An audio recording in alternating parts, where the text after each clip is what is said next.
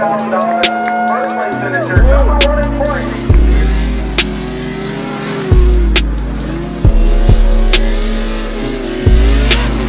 Hey, fire out here. Can't sauce.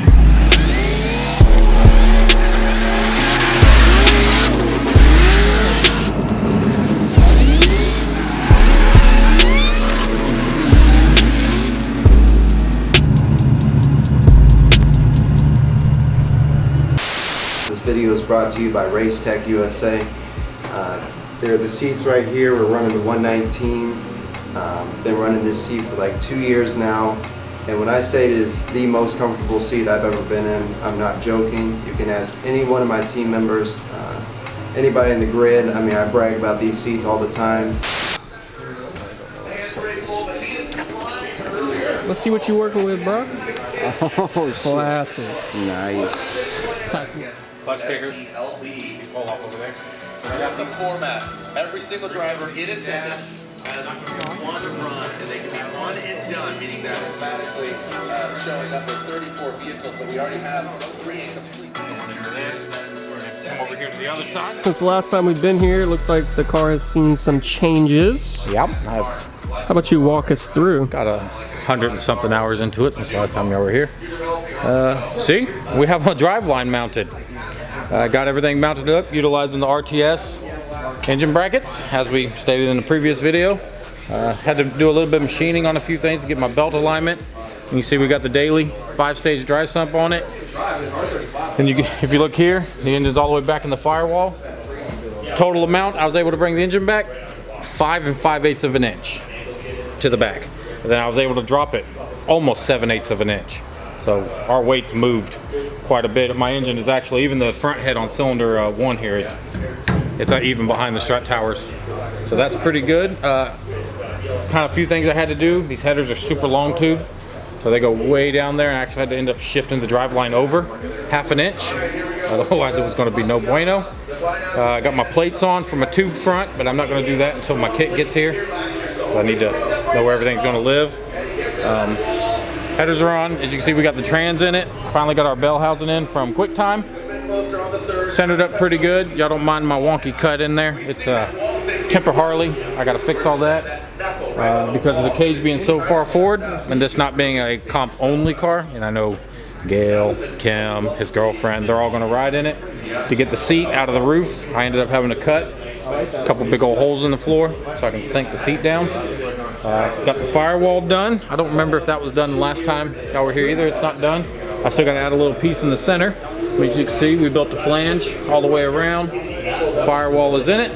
I changed this door bar. I believe that's different from the last time we were here as well. Because once we set the seat in there, just the side of the Race Tech seat was just all in the door bar, wasn't going to work. So I built a duplicate door bar to match the other side. Now it's like riding in a Cadillac over there.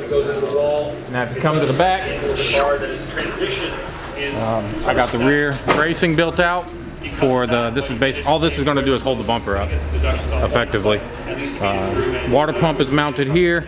This is my rollover vent. Even though the radium has a built-in thing, most people still just take a line and loop it 3 or 4 times. I'll actually be able to run into that, and it has a check valve in it. We got the nitrous outlet bottle brackets mounted. We don't actually have one in yet. For the other one, I borrowed this from my buddy Mike over at Clutch Kickers. Clutch Kickers, you see pull off over there. But I got these little simple brackets built out to hold it. And we're gonna build some shrouding here. I'm not gonna encapsulate all of it. I just wanna keep tire from going into there. And then come over here to the other side. The most important part of this entire build, got my fuel fill cap built. In case y'all didn't know whose job that was, that's Gail's job. Gail's the gas man.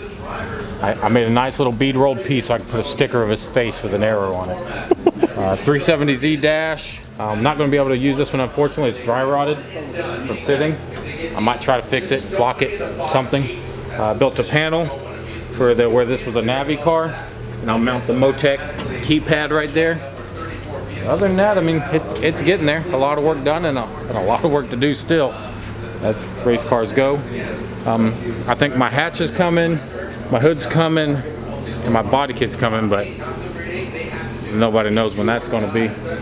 But it's getting there. It looks like a race car now, a little bit at a time. Most of the heavy fab's done. But the only thing I'm not looking forward to now is getting that passenger seat mounted.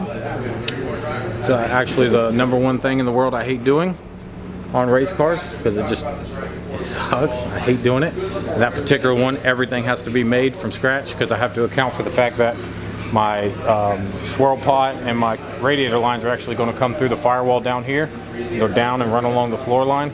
And now that my seats drop down, I actually have to change how I was going to do it. So I have to account for that, otherwise I can't run my radiator lines back up front. Other than that, that's about it for updates. It's a lot of about 17,000 little things done, but you can't really see it if I just tell you. Just know that it's been a task. Yeah, so one really cool thing about these seats is the back brace. It's basically a bracket that goes to the back of the cage. It gives the driver a better feel of the car. But for another reason, it's a lot safer. The seat doesn't move as much. It's because you're essentially bolted to the car in that sense. I personally never ran it before, so I can't give you too much of what I think about it yet, because I don't want to lie to you, but at the same time I can already tell that this is going to be a great help. I've never had that much feeling. My seats have always kind of moved, it felt like, but now I feel like we're going to be just stuck to the car and be one with the car.